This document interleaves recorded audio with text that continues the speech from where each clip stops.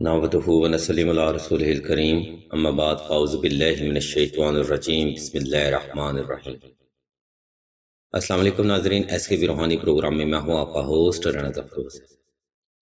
ناظرین محترم، آج کی ویڈیو میں ہم آپ کو 19 رمضان المبارک کا وظیفہ اور 19 رمضان کی عبادت کے بارے میں بتائیں گے۔ آج کا وظیفہ ناظرین محترم بے حد آسان قرآنی وظیفہ ہے، مگر اس وظیفہ کے کرشماتی فضائل ان بہنوں کے لیے ایک خاص تاثیر کے حامل ہیں جو کہ قسمت کی بندش کا شکار ہیں۔ یہ وظیفہ ناظرین محترم آیت الکرسی کا ہے۔ ناظرین محترم، ہم میں سے بہت ہی کم لوگ یہ جانتے ہوں گے کہ 19 رمضان کو آیت الکرسی کی تلاوت سے آپ کون کون سے روحانی فوائد و فضائل حاصل کر سکتے ہیں۔ اس لیے اگر آپ 19 رمضان کو آیت الکرسی کی لامتناہی برکات سے فیض حاصل کرنا چاہتے ہیں تو اس ویڈیو کو شروع سے آخر تک مکمل توجہ کے ساتھ سماعت فرمائیے گا۔ انشاءاللہ 19 رمضان کا وظیفہ آپ کی زندگی میں امید کی ایک نئی روشنی ضرور لے کر آئے گا۔ سامعین اکرام، ہم ویڈیو میں آگے بڑھنے سے پہلے آپ سبھی کو یہ بتانا بھی ضروری سمجھتے ہیں کہ سلسلہ خیر و بشریہ نے 19 رمضان کی دعا کا خاص روحانی پروگرام بھی شروع کیا ہے۔ اس دعا میں سلسلہ کے تمام بزرگ ہر خاص و عام کے لیے خصوصی دعا فرمائیں گی۔ اگر آپ بھی اس دعا میں اپنا نام لکھوانا چاہتے ہیں تو کمنٹ سیکشن میں اپنا نام اور اپنا مسئلہ بیان کر دیں۔ سلسلہ کے بزرگ انشاءاللہ 19 رمضان کی دعا میں آپ کا نام بھی شامل کریں گے اور ہر روز کی دعا میں آپ کا نام خصوصی طور پر لیا جائے گا۔ یاد رکھیں، ان بابرکت دنوں میں کسی بھی فرد کا آپ کے لیے دعا کرنا یا حاجت کے لیے آمین بولنا حاجت کی تکمیل اور مشکلات سے نجات کا ذریعہ ہو سکتا ہے۔ اس لیے 19 رمضان کی دعا میں اپنا نام ضرور شامل کروائیں۔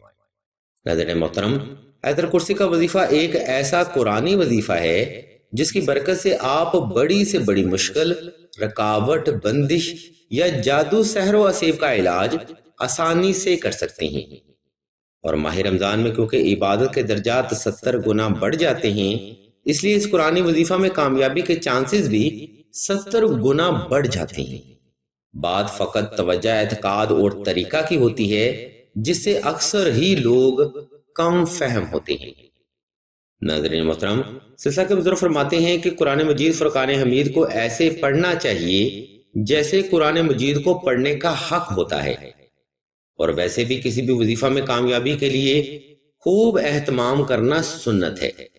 اس لیے ویڈیو کے اس حصہ میں ہم آپ کو 19 رمضان کا وظیفہ کرنے کا طریقہ مکمل وضاحت کے ساتھ بتائیں گے تاکہ ہر صاحب ایمان فرد اللہ کے وسیع تر غائبی خزانوں سے اپنی خالی جھولیاں صدقہ محمد والے محمد بھر سکیں۔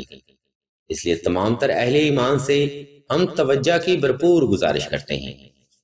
ناظرین محترم، اگر آپ 19 رمضان کا وظیفہ آیت الکرسی کرنا چاہتے ہیں تو اس کے لیے آپ نے 19 رمضان کے نوافل بھی لازمی ادا کرنے ہیں۔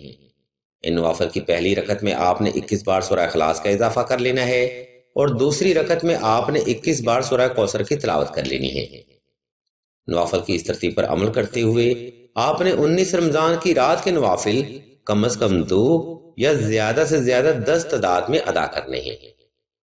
ان نوافل کو ادا کرنے کے بعد سائل نے حسب تفیق صدقہ یا تو ادا کر لینا ہے یا پھر صدقہ کی نیت کر لینی ہے۔ نمبر 3، 19 رمضان المبارک کا وظیفہ خاص تنہائی میں کیا جائے کیونکہ یہ عبادت کے دن ہیں، اس لیے آپ کی توجہ اس عمل میں بے حد ضروری ہے۔ نمبر 4، محترم سامعین، جیسا کہ ہم اوپر بھی بیان کر چکے ہیں کہ وظیفہ اور عبادت کے لیے خوب اہتمام کرنا سنت ہے، اس لیے آپ نے 19 رمضان کی عبادت کے لیے صاف ستھرے کپڑے پہننے ہیں اور خوشبو کا استعمال بھی لازمی کرنا ہے۔ سامعین محترم، یہ 4 اہم نکات ہیں جس پر عمل کرتے ہوئے آپ 19 رمضان کے وظیفہ سے جلد فیض حاصل کر سکتے ہیں۔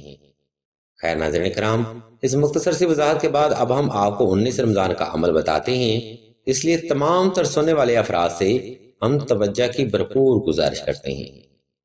سامعین محترم، اوپر بیان کردہ ترتیب پر عمل کرتے ہوئے آپ نے 19 رمضان کے دن یا رات کسی بھی وقت کسی بھی مقام پر نوافل ادا کر کے جائے نماز پر آلتی پالتی کی حالت میں بیٹھ جانا ہے۔ اس کے بعد آپ نے حسب محبت درود شریف کا ذکر کر کے اسم اللہ کو تصور کر لینا ہے اور اپنی شہادت کی انگلی کو دل کی دھڑکن والے مقام پر رکھ لینا ہے۔ جب آپ کا وجود حالت سکون میں آ جائے تب آپ نے اسم اللہ کو تصور کرتے ہوئے آیت الکرسی کی تلاوت مکمل ردم، لے اور سرور کے ساتھ کرنی ہے۔ اس عمل میں آپ کم از کم 111 بار یا 313 بار آیت الکرسی کی تلاوت کر سکتے ہیں۔ جب آپ کا یہ عمل تمام ہو جائے تب آپ نے ایک لمبا سجدہ حاجت اللہ کے حضور ادا کرنا ہے، جس میں آپ نے اس تمام کلام کو وسیلہ بنا کر اللہ کے حضور اپنی جائز حاجت یا دعا کو رکھنا ہے۔ اہل علم اور اہل نظر بیان کرتے ہیں کہ 19 رمضان کا یہ عمل بے حد کراماتی روحانی عمل ہے۔ آپ اس حالت سجدہ میں اللہ کی ذات سے جو بھی مانگیں گے یا جو بھی حاجت بیان کریں گے وہ حاجت یا دعا اللہ کے وسیع تر غیبی خزانوں سے پوری کر دی جائے گی۔ بات فقط توجہ، اعتقاد اور طریقہ کی ہوتی ہے۔ آپ فقط توجہ کریں، دینے والے نے اپنی رحمت کے خزانے ہر خاص و عام پر کھول رکھے ہیں۔ آپ فقط اس حالت سجدہ میں اللہ کی ذات سے مانگیں اور بے حساب مانگیں، دینے والا آپ کو دے گا اور پھر اتنا دے گا کہ لینے والے کی 7 نسلوں کے لیے بھی بے حساب ہوگا، کیونکہ یہی تو وہ رحمت والا وقت ہے جس کے بارے میں اللہ کی ذات مبارکہ خود فرماتے ہیں کہ رمضان میرا مہینہ ہے، لہٰذا آپ توجہ سے اللہ کی ذات سے مانگیں، اللہ کی ذات محبت سے آپ کو ضرور نوازے گا۔ ناظرین کرام، سلسلہ کے بزرگ فرماتے ہیں کہ 19 رمضان کا وظیفہ خاص طور پر ان بہنوں کے لیے ایک مجرب روحانی عمل ہے جو کہ رشتہ کی بندش، اولاد کی بندش، محبت کی بندش یا بدقسمتی کا شکار ہیں۔